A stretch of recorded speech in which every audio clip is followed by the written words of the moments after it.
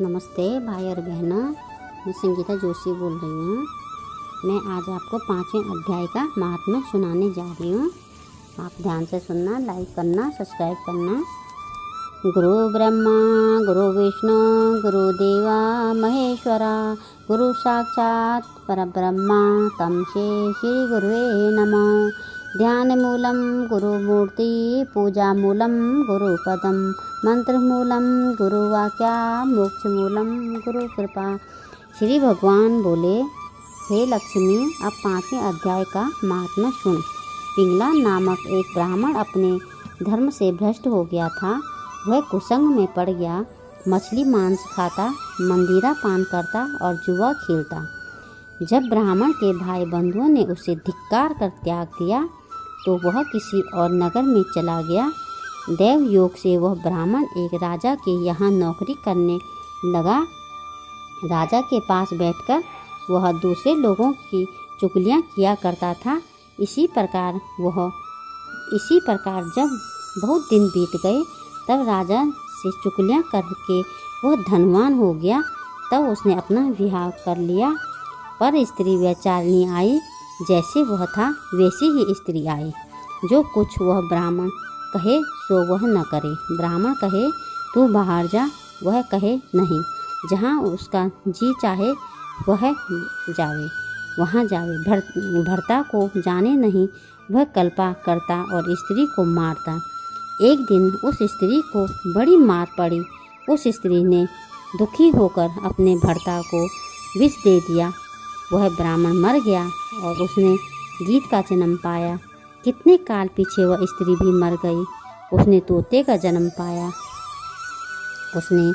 तोता का जन्म पाया। वह जिस तोते की स्त्री हुई वह एक दिन एक वन में रहता था। एक दिन उस तोती ने तोते से पूछा, हे तोते, तूने तोती का जन्म क्यों पाया? तब उसने तोते से कहा, हे तोती, मैं पिछले जन्म की वार्ता कहता हूँ, सुन। मैं पिछले जन्म में ब्राह्मण था, अपने गुरु की आज्ञा नहीं मानता था। मेरा गुरु बड़ा विद्वान था।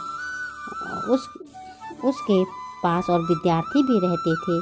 जब गुरुजी किसी और विद्यार्थी आते तो मैं उनकी बात से बोल पड़ता। उन्होंने मुझे कई बार डांटा,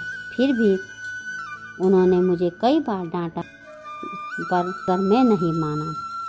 तब गुरुजी ने मुझको श्राप दिया कि जा तू तोते का जन्म पावेगा।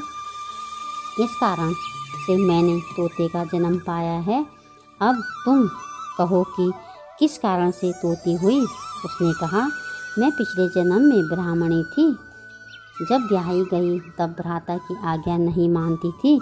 भ्राता ने मुझे एक दिन मैंने भ्राता को विष दे दिया, वह मर गया। जब मेरी देह छूटी तब बड़े नरक में मुझे गिराया। इस नरक भोगकर अब मुझे तोती का जन्म मिला। यह सुनकर तोते ने कहा, तू बहुत बुरी है, जिसने अपने भर्ता को ही विष दिया। तोती ने कहा, नरकों के दुख भी मैंने ही सहे हैं। अब तो मैं तुझे भर्ता जानती हूँ। एक दिन वह तोती वन में बैठी थी, तभी वह गीद वहाँ आया।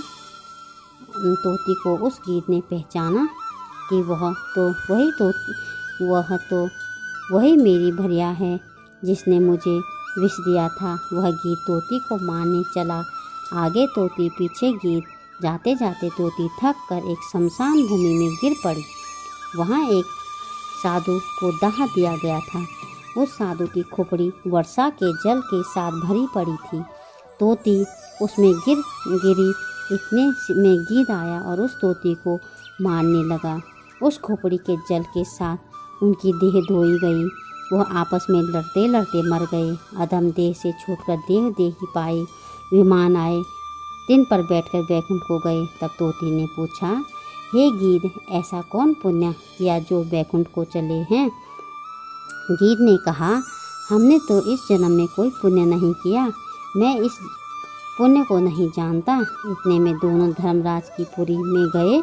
धर्मराज ने कहा, क्यों रे गीद, तू पीछे कौन था? उसने कहा, ब्राह्मण था। मुझे अपने भाइयों ने देश निकाला दिया था। मैं दूसरे देश में जा बसा। वहाँ मैंने ब्याह किया। दुराचारणी स्त्री मिली, उसने मुझे विष देकर मारा और वह मरकर तोती हुई। मैं गीद हुआ। मैं इसको पहचान कर मारने लगा। वहाँ एक शमशान में मनुष्य की खोपड़ी जल के साथ भरी हुई थी। उसमें तोती गिरी। मैं भी वहाँ पहुँचा। उसका जल हम दोनों को स्पर्श हुआ और तत्काल हमारी देह छूटी। देखते ही पाई विमानों पर चढ़कर हम दोनों को वैकुंठ को ले चले हैं। यह कौतुक हमको कुछ मालूम नहीं हुआ। तब धर्मराज ने कहा, वह खोपड़ी एक साधु की थी। वह खोपड़ी परम पवित्र थी। उसके स्पर्श से तुम वैकुंठवासी हुए हो। और अपने पार्षदों को धर्मराज ने आज्ञा दी कि जो प्राणी श्री गंगा जी का स्नान करके गीता जी का पाठ करते हैं, तिनको मेरे पूछे बिना वैकुंठ को ले जाया करो। जो संत की सेवा करते हैं, तिनको मेरे पूछे बिना वैकुंठ ले जाया करो। तब पार्षद दोनों को वैकुंठ ले गए। श्री सत्यनारायण जी ने कहा, हे लक्ष्मी, यह गीता जी के 5वें अध्याय का महात्मा है जो तुमने श्रवण किया है।